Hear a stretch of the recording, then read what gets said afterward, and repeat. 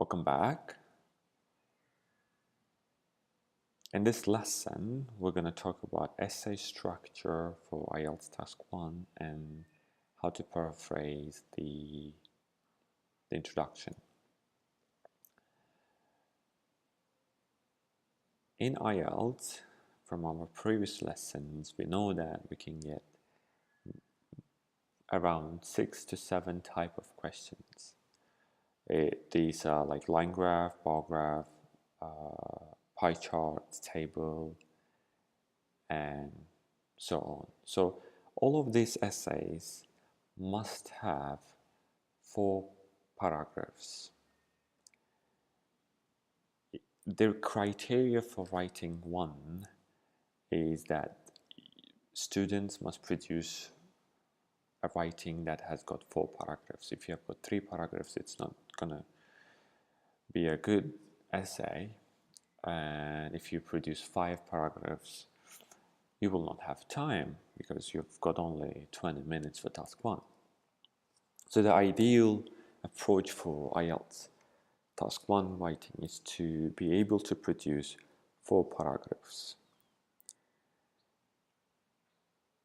These 4 paragraphs are divided. The first one is introduction, where you just you look at the question and then you change the wording, but you have to keep the meaning the same. The second is the overview, which is general information that you need to look at the line graph or bar graph or task 1 and give the examiner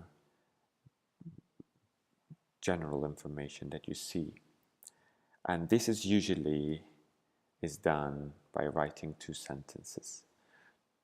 Do not try to write 3 sentences. The best approach is to have 2 sentences for your overview. And make sure that you don't put numbers in it. Don't say that something like people who went to school were 5% or something like that. The third paragraph is part 1. Fourth paragraph is part 2. Some people call it body 1, body A and body B. And today we're going to focus on introduction and how to paraphrase the question that you may have in your test. So the question here is, the graph below shows the percentage of households with landline and mobile telephones in the UK between 1999 and 2016. Summarize the information by selecting and reporting the main features and make comparison where relevant. So even here, it requires you to compare and report the main features. Do not write every single thing. So make sure you study and analyze the question. So here's our question and here's our line graph. So you look at these 2 things and then you start analyzing. First thing you need to analyze is look at the question. Second, look at the line graph. Ask yourself, what grammar tense should I use here? What is the biggest change? What is the smallest trend? What is the biggest trend? How are they different? Can I use a comparative language? Can I use superlative language? In this essay, obviously you need to use past tense. Your grammar needs to be in the past. You cannot say anything in the present or in the future. So make sure you study, analyze the line graph very, very carefully. Now, let's move on to paraphrasing stage. So again, The question says, the graph below shows the percentage of households with landline and mobile telephones in the UK between 1999 and 2016. I am going to give you two examples here. So I've changed the word shows percentage. I've added some other words. So let's look at it. The line graph compares the proportion of households who owned landline and mobile phones from 1999 to 2016 in the United Kingdom. So if you look, I've added the word line. I've changed the word shows into compares. I've changed the word percentage to proportion. I've added who owned. I've changed the word between to into from, and I've changed the word UK to United Kingdom. So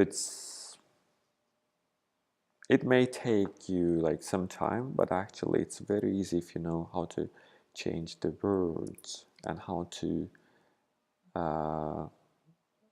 give the same, you need to write a sentence that gives the same meaning, or that's very similar to the question itself.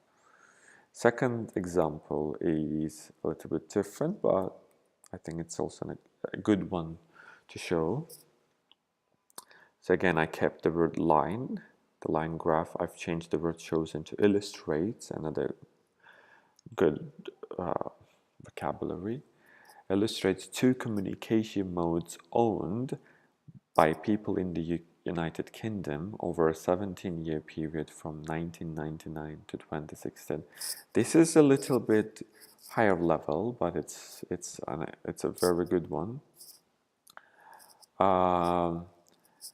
In the first question it says, with landline and mobile telephones, I've changed it into two communication modes owned. Households I changed by people in the United Kingdom over a 17-year period. Like I've done some calculation from 1999 to 2016. I think it's 17 years, so I wrote over a 17-year period. Then I showed also from 1999 to 2016. So what I would suggest you to do is take any IELTS Task 1 question and start working only on your introduction, only on your on paraphrasing. Please do not hurry up. Take your time, read the question, analyze it, then try to change it. For one question, you can have 2-3 different introductions, and then if you practice this, it's going to be very easy for you to write introduction in your test. Actually, in the test, you can take only 2 minutes to write a very, very good introduction. So in the next slide, I'm going to show you example of words that I've paraphrased. Very easy actually, and I know a lot of people know this, but I thought I would show you this. So information can become data, shows can be illustrates, compares, describes. Maybe there are some other words that you can use. UK can be United Kingdom. People in Australia can be Australians. Between can be from.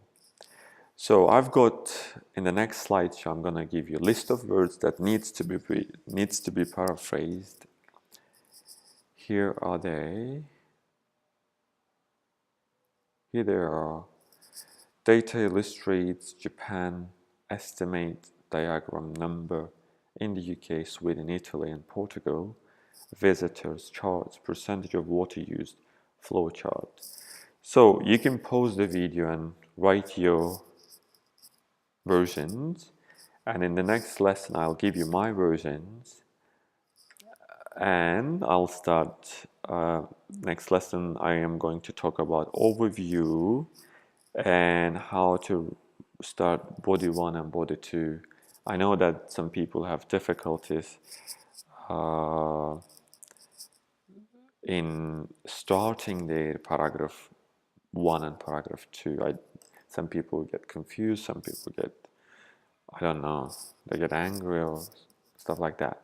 So thank you very much for watching. I hope you liked it, and I'm hoping to see you sometime soon. Have a great day. Bye bye.